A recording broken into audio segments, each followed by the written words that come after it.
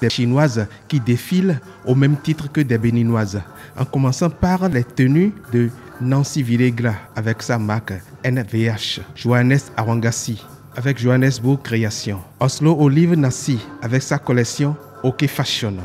3 stylistes béninois qui composent avec la couture chinoise dont ils connaissent bien les rudiments. Belle coopération bénino-chinoise. Quand on parle de coopération, on parle de se mettre ensemble, de prendre chez l'autre ce qu'il a de bien et de le ramener chez soi pour se développer.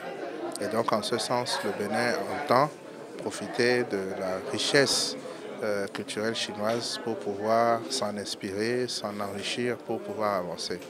Et aussi, la coopération, c'est dans 2 sens. La Chine également profitera évidemment des compétences, du potentiel, du talent des acteurs culturels béninois pour pouvoir enrichir sa culture.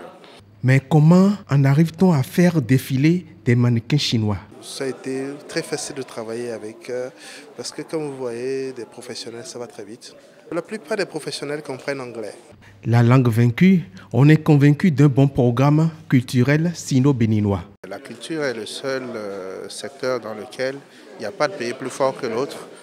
Chaque pays a ses potentialités, il suffit de bien s'organiser pour les mettre en valeur et c'est ce que nous ferons au niveau du ministère du Tourisme, de la Culture et des Sports pour qu'enfin ce pays qui a beaucoup de talent puisse se révéler aux autres pays de l'humanité. En 3 séries de haute couture chinoise, on a vu défiler sous le charme de la robe Shipao, sous la beauté du new look, sous le regard glamour du zen oriental.